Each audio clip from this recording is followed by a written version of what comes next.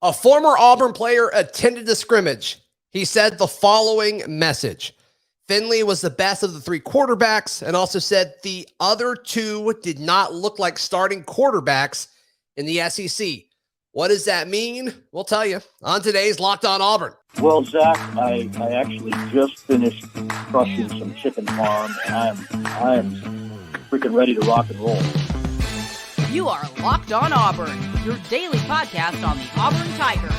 Part of the Locked On Podcast Network, your team every day. Yes, welcome on into Locked On Auburn, your daily Auburn Tigers podcast. I'm your host, Zac Blackerby, and thank you so much for making Locked On Auburn your first listen every single day, the first Sunday edition of this season. And Darrell Dapprich joins me, Montgomery radio vet. He will be joining me every Sunday throughout this season. Thought it would be a good trial run as Auburn's first scrimmage of this fall camp was on a Saturday night. We're like, let's try this, Darrell. Let's see how it goes. And so you and I were part of the media speaking to Bryan Harsin Saturday night. And look, there was a lot to take away from everything that he had to say. But of course, the biggest storyline in fall camp so far, Darrell, is the quarterback play. And look, Harsin's first words, pretty much his first words out of his mouth were, he was talking up TJ Finley. Sounds like he really started things on a positive note for the offense, a long drive for the ones. And, I mean, it seemed like he was the best quarterback Saturday night. Yeah, you know, I'm kind of falling into that trap of the minute I found out Zach Calzada was transferring from Texas A&M, I just kind of felt like he was going to be the anointed starter. Yeah, and it made me feel like, you know, no matter what TJ Finley did, that his fate was already sealed. And from everything we've heard from people that were at the scrimmage, people that have been watching practices, is you can't wish it into existence. The best guy needs to play. And from what this former player said and from what others said, right now Finley has kind of separated himself, which I'll be honest with you, if you would have told me this a couple of weeks ago, concerned me. Right? It concerned me. I thought that Auburn needed better quarterback play than what we saw from Finley at the end of last year. But if he did improve and he has shown some maturation and he has gotten better and the players do respond to him, maybe I'll just take a wait and see attitude. Yeah, I think most Auburn fans will need to do that. I don't know if all Auburn fans will do that. I think there's going to be a big reaction from the fan base if TJ is eventually named the starter. It seems like right now, if I had to predict who will be the starter for the Tigers, I think it's TJ Finley, Darrell, just based on everything that happened Saturday night. Still the first scrimmage, but still, you know, I think it's a strong start for fall camp for TJ Finley. Bryan Harsin's first question after he kind of got done kind of talking about everything was about TJ Finley, and he talked very highly of him as far as maturing as a quarterback and as a leader, as a coach on the field type thing. And that's something that I don't know if people would have said about TJ Finley this time a year ago. I think he has taken that step forward as a leader. And it sounds like this team really, really likes him. You know, it's interesting. On the radio program last week, you know, I kind of went after Finley pretty hard because I associate leadership with good decision-making. Yeah. And I'm not trying to pile on the kid at all. I understand that there could be a maturing process, but what happened last week and everything that we got wind of with the you know, the encounter with the police, let's be honest, that doesn't show leadership or good decision-making skills to elude the police, don't go and do what you need to do. Now, we may not know the whole story, right, but I thought it was I think to lead your football team, you have to make good decisions. And so I get on the field decisions, but I think off the field decisions are just as important. So that's a concern to me. But I thought it was very, very telling that Bryan Harsin mentioned Calzada third. I was even wondering, I don't know about you, Zach, but as I was listening to him, I'm going, is he going to mention Calzada? Is he? Right. And you know what he used as his adjective to describe him? He was solid. And, solid. You know, that's a buzzword for me. Solid means, you know, not where he needs to be, in my opinion. Yeah, he said Finley operated well tonight. Then he highlighted that first drive was a 14-play drive and really kind of gave credit to Finley for that. His next sentence was Robby did well too. He operated well in the huddle. It was a compliment that he threw towards Robby. And then he said Calzada was solid. Yep. Which is then he quickly after that he quickly pivoted to, oh yeah, and Carlson went 4 for 4, and it's like, yeah, you didn't spend a whole lot of time on Zach. What's up with that? No, and he went back, and I made a mental note. Well, I actually wrote it down. I made a note where he said, but all 3 quarterbacks did some good things. That's just coach speak to me. That's like, I think, saying, okay, I didn't really mention Calzada. I didn't put him in the first 2 right off the tip of my tongue. So I better come back and try to clean this up a little bit and mention all 3 did something good. I can't write this off, Zach. I want to, but I really can't write this off as maybe Calzada just having a bad night. I'm sensing a trend. I don't know about you. I could see if he blew it up in practice and did some really good things, and then maybe had an off night with the scrimmage under the lights. But this is a guy that started games in the SEC last year. So this moment, a scrimmage, shouldn't be too big for him. Yeah, some other notes. It sounded like Finley and Malcolm Johnson Jr. connected early and often, which is exciting. John Samuel Shanker scored a touchdown from Zach Calzada, which was a good thing. And then Robby Ashford, we don't really have a whole lot of details on his successes.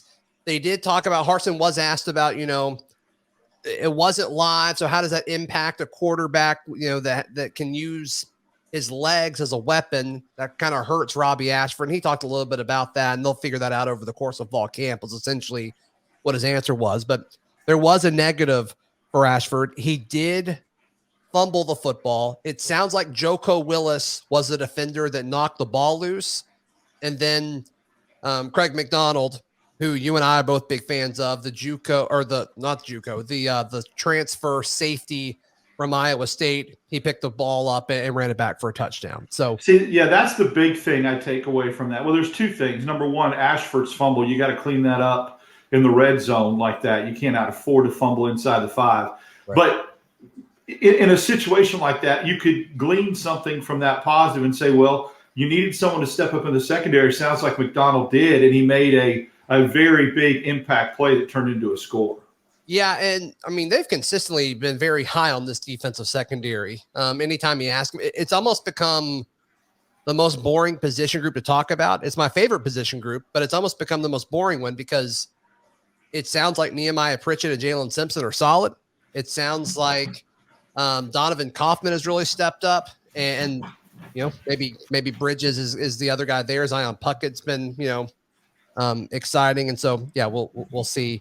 As far as quarterbacks, anything else from Bryan Harsin's comments and what we have heard from Saturday night about the quarterbacks before we move on, Darrell?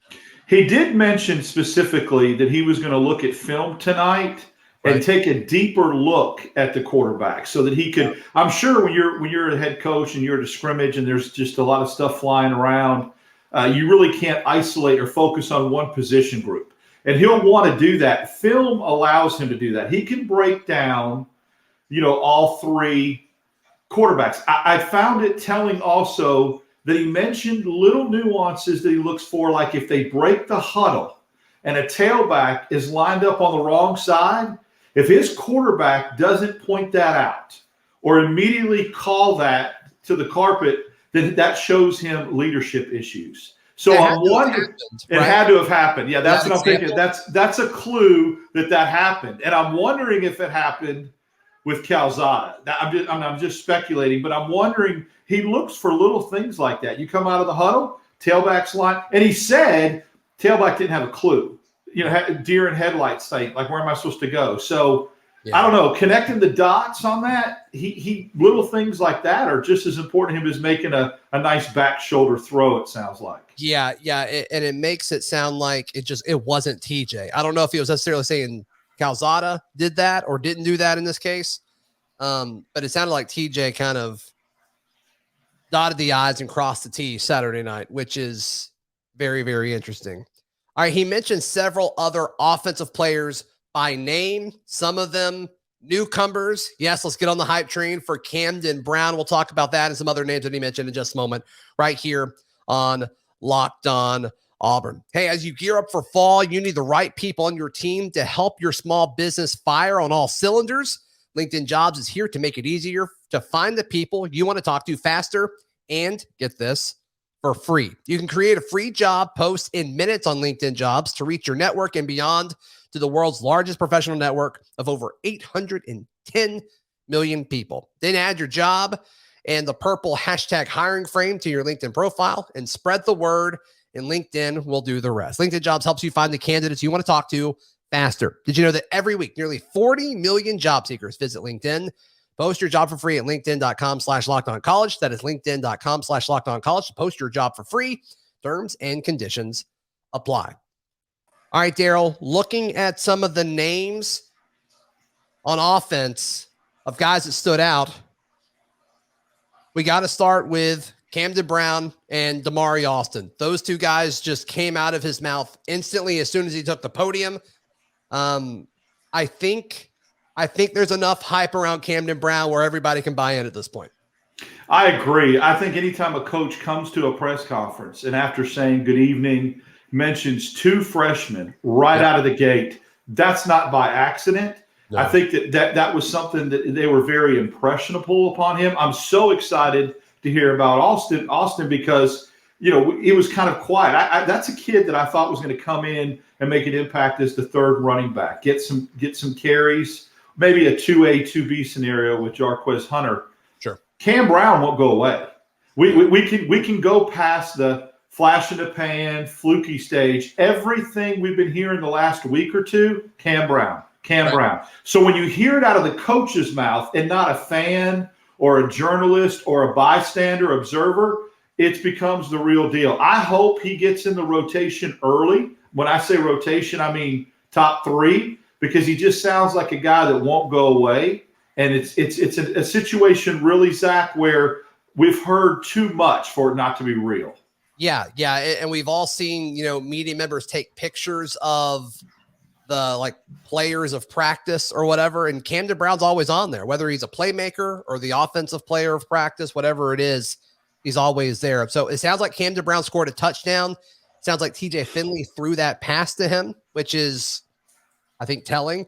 And then Damari Alston, it sounds like he scored 2 rushing touchdowns was the note that I saw. So a lot to like there. Finding the end zone as true freshmen. That's a big deal. And Darrell, both of these guys were not on campus for spring, which that's huge. You think about how much they've made up, and that they've quickly gained ground. And Auburn, I love the fact that there's probably 4 running backs now, if you include Sean Jackson, that all have a different running style.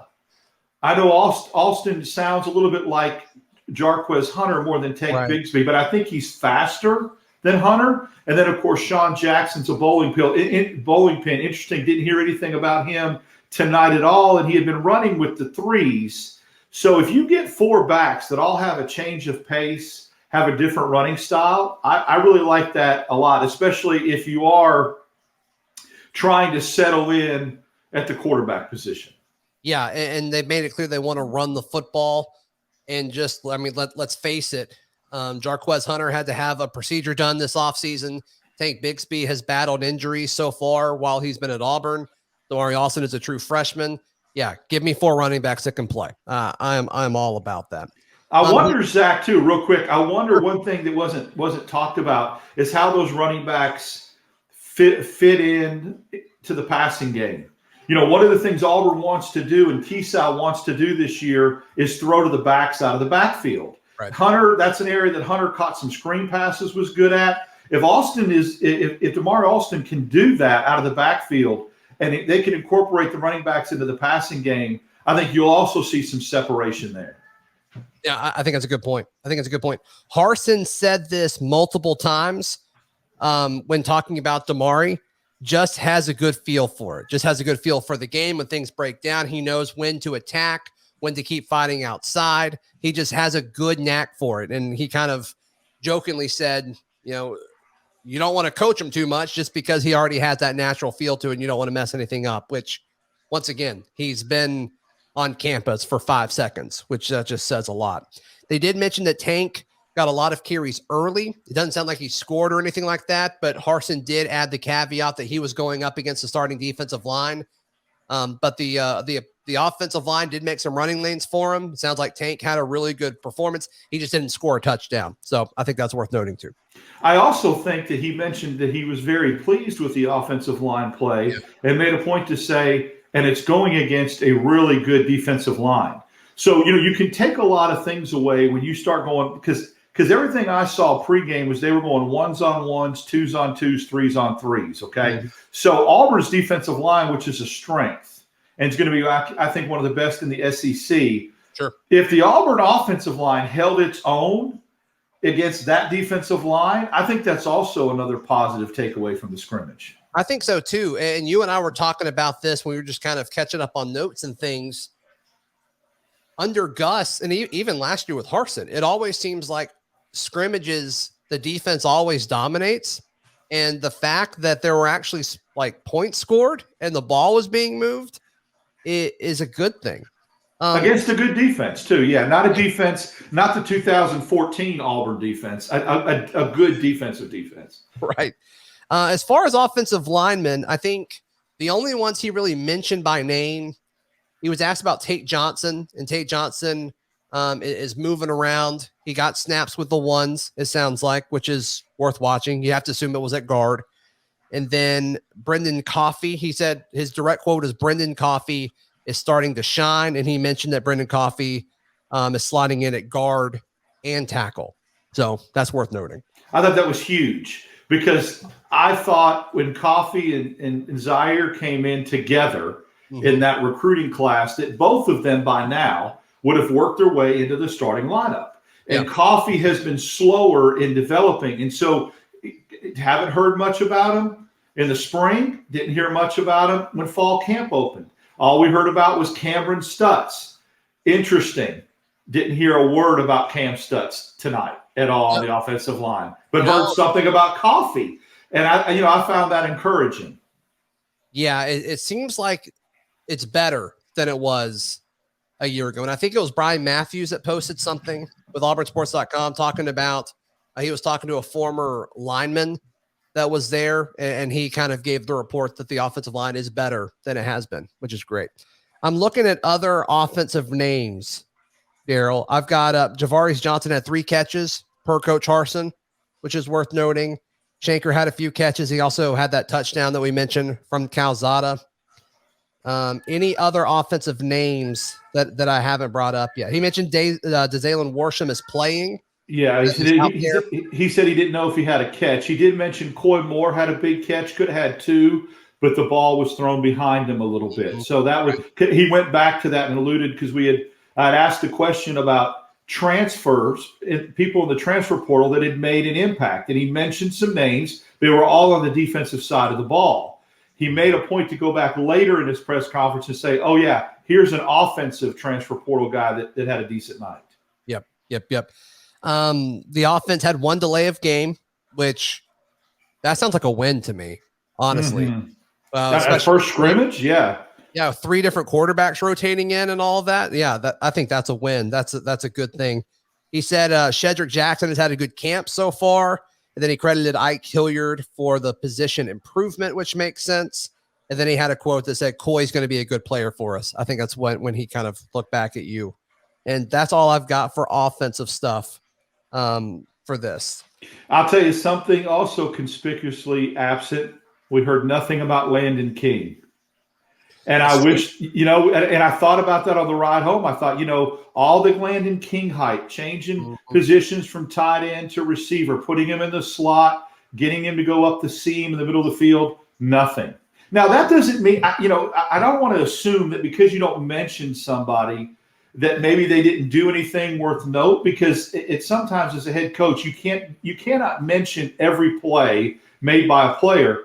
But Landon King was not mentioned at all when he mentioned receivers. And so, I find that interesting. Yeah, no, I think that's a good point. The room is so much deeper than we thought it would be. This mythical version of Landon King that we've all built up, and I'm definitely a part of this. I don't think he's as needed as we thought, especially if Camden Brown's going to be that big physical body catching passes. I don't know if it's as needed as it was. That's the key. You just nailed it, Zach. It's maybe they didn't expect a freshman to come in and really shine like Brown has. And so that's taken away a little bit of playing time from King. But if that's the case, and I don't want to play yo-yo with the kid, sure. If that's the case, and I know that Auburn's deep in the tight end room too, but he's a different type of tight end. If that's the case, and he's not going to be used in the receiving rotation with 6 receivers, put him back at tight end. Yeah, no, I think that's an interesting point for sure. All right, several defenders stepped up and delivered, and some of the guys that we really, really need to step up in 2022 did just that. We'll tell you who in just a moment right here on Locked On Auburn. Today's show is brought to you by BetOnline. It's the fastest and easiest way to check in on all of your betting needs. You can find all of your favorite sports and events at the #1 online source for odds, lines, and games. A few of you kind of hated on me for thinking Hendon Hooker could be a dark horse for the Heisman. Look, go to BetOnline, put your money where your mouth is, and comment. Let me know who you think can win the Heisman and what odds you like at BetOnline. I think that'd be a lot of fun. But yeah, check it all out. Head to BetOnline today. Use your mobile device to learn more about the action happening today. BetOnline, where the game starts. Darrell, we got a few minutes left as we recap Saturday night's scrimmage. And to me, he didn't mention it a whole lot. It was pretty quick. Shout out to your cat, by the way. Can we give some love to your special guest, the cat? Killing me. It's not even in the same room. It's in the basement, and you can hear it. So if I could let the thing outside, I would, but we may never see him again. And then if you've got a guest room, that's where I would be. No, I just want people to know that's what it is. It's killing me. Absolutely killing me. I love it. But Eku Leota and Derek Hall, I mean, it sounds like they were getting after the quarterback. They said that Eku was credited officially with a sack, but there were several that they could have given to Hall if they didn't let the quarterback run, which makes me think that was against Robby Ashford. But yeah, I mean, that's the fact that they're delivering early and often. It's what Auburn needs. You know, we've seen in the NFL how key edge rushers are. Yeah. Elite defensive players coming from the edge and how disruptive they can be, setting the tone for your defense. Your secondary becomes better with edge rushers that can disrupt things. Your linebackers become better. And isn't that exactly what Auburn needs? It needs some linebackers to mature behind Papo. It needs a secondary to mesh. I wouldn't be shocked if Leota and Derek Hall become two of the best that ever play at the same time for Auburn on the defensive line. And it creates so much. And the inside guys, the interior guys, then the guys like Jason Jones, who he mentioned, Morris, who he mentioned, he was really high on those guys. Those guys are inside. He even said Marcus Bragg, the transfer from Western Kentucky, is doing some good things. If you can start rotating edge guys and get that kind of pressure, it makes your defense so much better. And I think Auburn's got some elite edge guys. Yep. He also mentioned that Bragg is getting reps on special teams as well as kind of, edge, which I think is good. He mentioned Morris Joseph, like you said. He kind of poked at his size. His size, he's a little bit undersized, but he can play. Essentially, he said he was a player. He talked up Keontae Scott. He's been on campus for 5 seconds, but it sounds like they're impressed with what he's done so far. And then he quickly pivoted to talking about how great it was to see Owen Papo back out there. And dude, a guy that he mentioned several times and he did not have to was Wesley Steiner. He sure did. Over and over again. Then he would go back to Owen and Cam Riley, but he made a point to really give Wesley Steiner some love.